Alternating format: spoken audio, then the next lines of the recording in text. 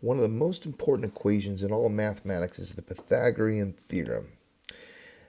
The Pythagorean theorem is named after a Greek mathematician who lived about 400 or 500 BC, named Pythagoras, and he got to tack his name onto it, not because he discovered it, but because he discovered a lot about it, or at least some of his students and followers did, and he probably got the credit for it. So, anyways, it all deals with a right triangle. So when we have a right triangle, we have some names here, some different sides. So a right triangle is a triangle that has a right angle. So this is a right angle. And our right angle is 90 degrees. All right, the measure of this is 90 degrees. A full circle is 360. If we rotate these two sides right here at a quarter turn, that's 90 degrees, all right? And so the two sides that make these 90 degrees are called legs. This is a leg right here, and this is a leg right here. Two legs that make the right angle. And this opposite side gets a fancy name called the hypotenuse.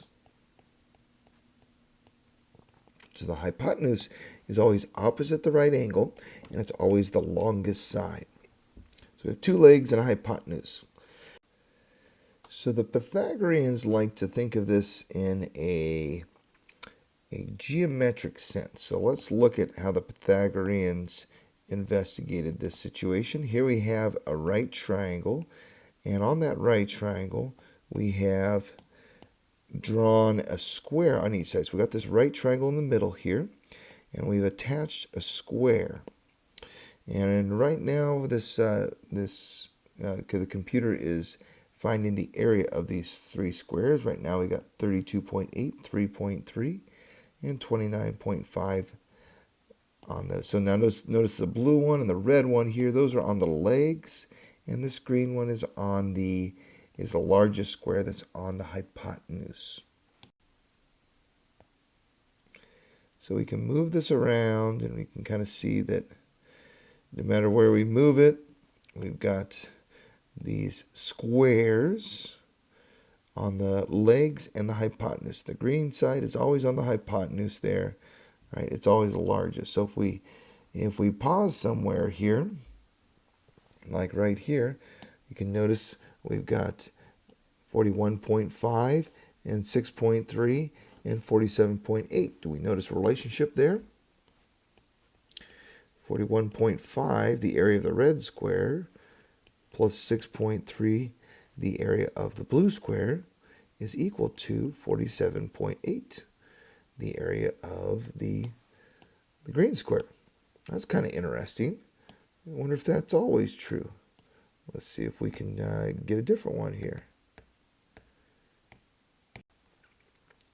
All right, how about this one here? So we changed it around.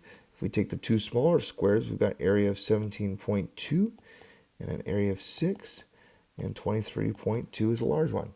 So what we discover is the area of the two small squares adds up to the area of the large square. All right, so what does that mean for us? Well, if we call the two legs, let's say the two legs have lengths A and B.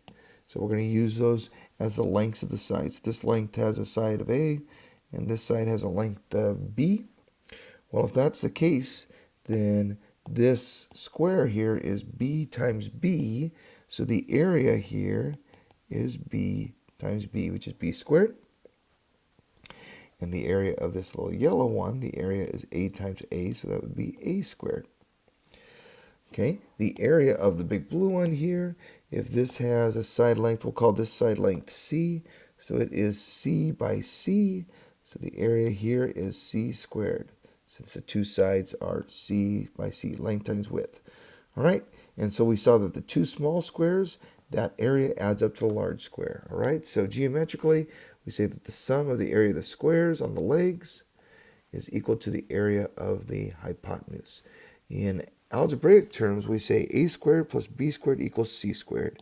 And this is always true, okay, and the c is the hypotenuse, so it's true for any right triangle, okay?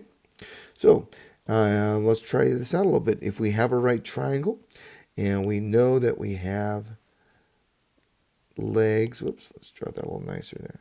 Got a right triangle. We know that we have one leg of 10. We know we got a hypotenuse of 26. Remember, C is the hypotenuse. And we don't know the missing side. Well, we always start with our equation. A squared plus B squared equals C squared. Well, let's fill in the parts we know. We know A is 10. So we put 10 in place of A. We don't know B, so we'll leave that as B. We know C is 26 squared. So if we square 10, we get 100. B squared, well, let's leave it alone, is 676. Okay, trying to solve for B squared, so let's get that 100 out of there. Subtract 100 from both sides, and we can say that B squared is 576. And how do we solve that? Last but not least, we're going to square root, right? And so the square root of 576, and the square root of 576 is 24. So now we can look at some different applications, make this a little more interesting. We've got the next example here. We've got the shortest leg of a right triangle that is 2 centimeters shorter than the other leg. And the hypotenuse is 10. So let's draw a picture here. So we've got a right triangle. It's got 2 legs. We've got the short leg is 2 centimeters shorter than the other leg. Well, we don't know how big one of these legs is, but the other one is 2 centimeters shorter. So we could say X, or use whatever letter you want. And the hypotenuse is 10. So now we need to start with our Pythagorean theorem. Always start with your formula that you know, your equation. A squared plus B squared equals C squared. I'd recommend you write it down. Okay, that's good for your justification anyways. So now we know the 2 legs are x minus 2. You got to put that in parentheses. And x squared is x is the second leg. And then C, the hypotenuse, is 10. Well, this is going to be a quadratic equation, so let's work it out here. We've got x minus 2 squared, which, remember, we've got to square the first, square the second, square the last one. Negative 2 squared is positive 4. And the middle is going to be 2 times their product, 2ab. So negative 2 times x is negative 2x, and doubled is negative 4. Actually going to be positive 4. Nope, sorry, it's going to be negative 4. Multiply, we get negative 2x, and double, we get 4. Then we got to bring down this x squared. Still have that. And 10 squared is 100. Let's clean this up. We've got 2x squareds. We've got a minus 4x. And then let's go ahead and subtract 100 from both sides. We've got 4 minus 100 is negative 96. All right, now we want to solve this as a quadratic equation. We could use the quadratic formula right now. We could try to factor. But one thing you might notice that these are all divisible by 2. So anytime you have a common factor here in a quadratic equation, it's a good idea to go ahead and divide the whole thing by that common factor. And what you do to one side, you got to do to the other. So when we divide by 2, we get a nice equation. We get x squared minus 2x, and half of 96 is 48. That's going to be a whole lot easier to factor.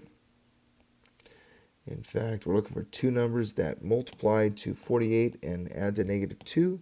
I think 6 and 8 are the good candidates because 6 and 8 are 2 apart. We want it to add to negative 2, so this guy's going to be negative. The 8's going to be negative because it's bigger. And we're almost there. Set it equal to 0. And we get negative 6. Or x minus 8 is 0. Add 8 to both sides, and we get x equals 8. All right. So the question is, what are the lengths of the 2 legs of the triangle? All right. So, well, one of them is going to be, well, can it be negative 6? Let's ask ourselves that. No, we got to throw the negative 6 out because you can't have a side that's negative 6 inches long, or feet, or centimeters actually. That doesn't make any sense. But we can have a side that's 8. So we just found out that we have a side that's 8. And if that's 8, then 8 minus 2 is 6. So the two legs are 8 and 6. Right? So the legs are 8 centimeters and 6 centimeters. All right. So let's look at a real life situation here. So here we have a tower, a radio tower, or a cell tower that's being built. And we know that it's 50 feet tall. We have a guy wire that's holding it up there, all right? And we know that it's we want to anchor it 70 feet away. So we're going to attach it to the ground 70 feet from the base. So how long does that wire need to be? Well, notice we've got a right triangle in here. See that right triangle right there? We know this is 50 feet on this leg, and we've got 70 feet on this leg. Got a right angle there. What we don't know is C. So we're going to go 50 squared plus 70 squared equals C squared. It's going to be 2,500, and 4,900 equals C squared. So we add those up. We're going to have 7,400. Yep. And last but not least, we want to square root both sides to get rid of that squared. And when we use our calculator, we find out that C is approximately 86.02 feet. Okay, so the wire is approximately 86.02 feet. Good to know if you want to cut the wire. So you have enough wire, you go buy the wire. You got to make sure you have at least 86 feet, maybe 87 to be safe. And keep in mind that this is the hypotenuse, so it's the longest side. 86 is bigger than 50 and 70, so that's some good confirmation there. Well, what if we want to have a 100-foot wire? We got a 100-foot wire, we don't want to cut it, and we're going to use the same cell tower situation here. So the tower is 70 feet, but now we want to figure out how far from the base we should attach the anchor. Okay, so we want the hypotenuse to be 100 in this case. And we don't know how far we want to go to this anchor point. So we know that a squared plus b squared equals c squared. So we've got x squared plus 70 squared equals 100 squared. So make sure we put the right numbers in the right spots.